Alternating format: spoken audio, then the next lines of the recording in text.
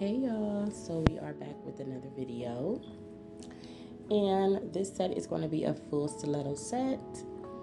We decided to just go crazy on this set. I mean, literally I used like 4 different colors, but they came out so pretty and she loved them. So I did not show shaping because I have to be a little bit more focused when I'm shaping my stilettos, just to make sure that they are all straight and at the right point. So that's why I did not show that. So we are hopping into priming, and then I'm going to take a second and look around because we were trying to figure out what other color we wanted to use. So that's what I was doing. So then we decided to prime. So we did that, and we are going to lay our clear acrylic, and then we're going to start the process. So let's watch together. Okay, so we have all of our colors out. I did use a glitter from iGel Beauty.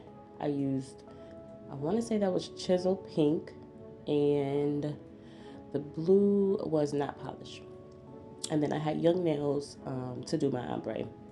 So I just went in. This was a freestyle. I didn't think about it. I just went in and started putting stuff where I felt like it would look nice. And the other hand would be different. So I don't think I showed the other hand, me applying the acrylic on the other hand. But we're just putting our hearts on there. She actually did show me a picture, but then we kind of ended up steering away from the picture and just doing something completely different. And that happens a lot, once people see how much, product you have or certain different things, they tend to go with other things. So that's what we did. So she wanted a heart fade. So I'm going to turn that one into an ombre, and I think I'm going to use that pink color. So we're just putting our hearts on there, and we are going to be placing all of our colors on there. So nothing interesting is going to be happening. So I'm going to cut out. When I see something that I feel like I need to speak on, I will come back in.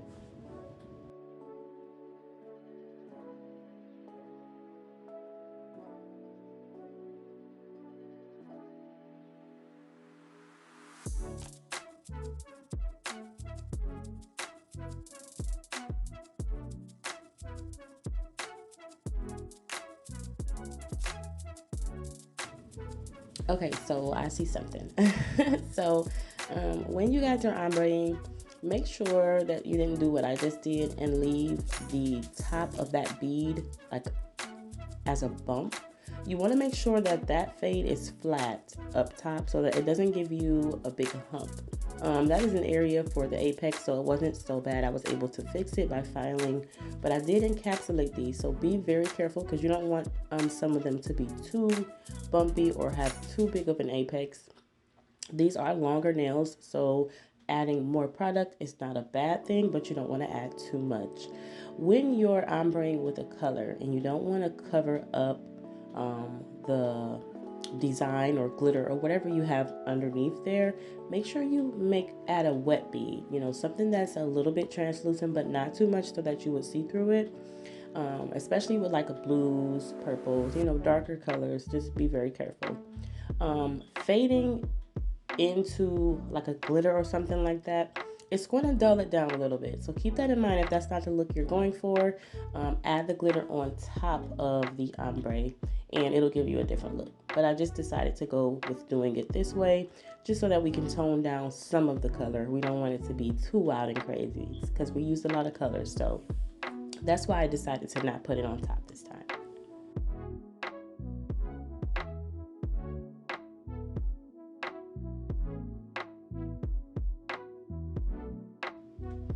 And also, in real time, in order for me to do this one hand, just laying my application and encapsulating it, it took me about 21 minutes. And I usually speed up, but just in case you guys were wondering, it did take me about 20 minutes per hand to lay the acrylic and encapsulate them. So if you're seeing that or you're feeling that your application is taking too long, just understand that this is a part where you have to be very careful. You want it to be as neat as possible so that in the end you don't have to file as much. So that's why it takes a little bit of time. Do not put pressure on yourself to try to be application in 5 minutes. Don't do that. Just do it and let it take however long it takes. Whoever sits in your chair has to understand that quality work just takes time, and it is what it is. If you don't have the time, then don't come and get these kind of sets. These sets are intricate and they just take time, and I'm a perfectionist, so I definitely want to make sure that what you are walking around with on your nails is good enough for me. So that's what it's about.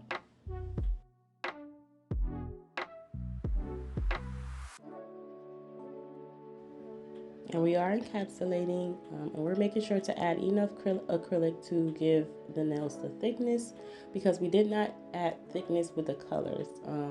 Don't waste your colors by doing that. Just invest in a nice amount of clear so that when you lay that color, it can be very thin and you can bulk it up with your clear. So that's what we're doing. We're making sure to definitely check all angles, especially the tip of a stiletto. You have to keep in mind that it is very pointy and it's kind of vulnerable considering you cut off more than half of the top of the tip. So you have to take that in consideration when you're adding your acrylic on there. Don't be afraid to, give it some thickness. I would say this is probably the only shape that I really do focus on giving the tips thickness, because you don't want them to break off. So that's why I add a little bit more on my stiletto sets. And we are encapping all of those, even the regular ombre over there. I mean, I didn't really have to encap. Well, yes, I did, because it was ombre. But if you were just going in with just a regular cover color, you don't have to encap. But like I said, if you wanted to save money, then I would probably add less of my color pigments and more clear. So that's what I do. And we're just encapping that clear. And that one literally didn't have basically any acrylic on it, so we have to make sure to add the right amount. And it's also her thumb, so it's a very big finger, so you definitely have to go according to their fingers as well. You don't want to make it too bulky. You have to keep that in mind. And I don't know if I let this I don't think I recorded this whole other hand. I think we're going to cut out and we're going to go into shaping in just a moment, I think.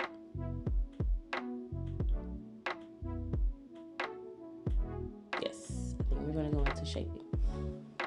So I did show a few of them that I did on the other hand.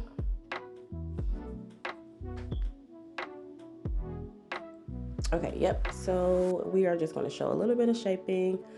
Make sure you're pulling that skin back, but don't be afraid to get in there. Make those babies sharp. It ain't a stiletto if it ain't sharp, honey. And keep in mind, like I said before in my previous video, that these stiletto shapes are not shapes that I get to do often, just because of the dynamics. People have jobs, they can't have stilettos, or they have children and they don't want to hurt them because they can be dangerous. So I don't get to show them as much, but I just feel like a stiletto, the whole purpose of it is for it to be sharp. Now you can round the tip, but I wouldn't round it too much, because then you're going to go into like a thin almond or a skinny almond, and that's fine too, but that wasn't the look we were going for. So we made them babies sharp. And my apologies, because I'm kind of on the frame, so you really can't see the tip. But the tip is the most important part. Make sure you're getting under those nails, especially with stilettos, because that can make or break your shape. So just make sure you're getting underneath there. You're getting in those cracks and crevices, and making sure that there is no acrylic that's bulking it up on the side. That's giving you a odd look. You want them to be very sleek. That's what gives that point the dramatics. It makes it look more dramatic when you have the stiletto slender. You don't want them to be fat and bulky where your nails are. So keep that in mind as well. Yep, it looks like I'm out of frame again, so my apologies. But we're just doing some shaping. I'm quite sure you guys have seen that millions of times. So we're just shaping them up. Also, make sure that when you're doing like your pinkies and stuff like that, that you're not adding as much product as you would, on like your middle finger or your pointer finger. That's another biggie. Sometimes I see sets and like the pinky is really thick, and I'm guilty of it. I've done it a few times and had to debulk by using my e-file. But sometimes it's kind of impossible to get it down enough to your liking, and you just got to go with it, and you just got to learn from it. But just keep that in mind. Try not to add too much product on the pinky, especially since you're going to encapsulate. You don't want it to be too bulky because it won't match the rest of the nails. So we are shaping, and I'm sorry, I'm literally out of frame, like you can't see anything. That's terrible. But I'm working on it. We are working on it, and we will get better and better. And I thank you guys for watching me, regardless of my amateur skills. So yeah, I will cut back in when I see fit.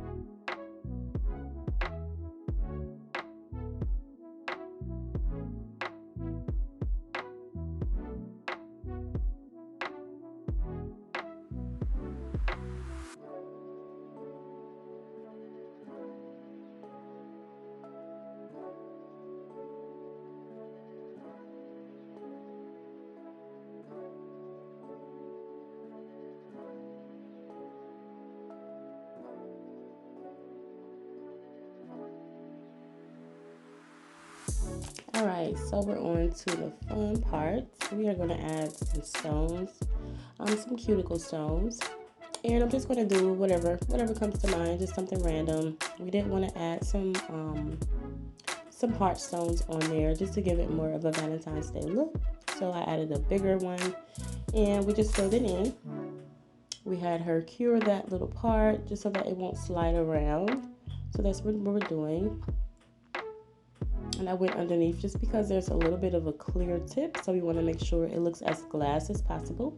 And we're going to do the same thing to the other ring finger, and we're going to also add some more cuticle bling to a few more of her fingers on each hand.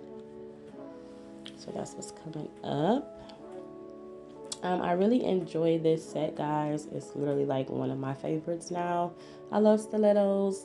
You know, it's not practical, but I really love the shape. It really accentuates the hand.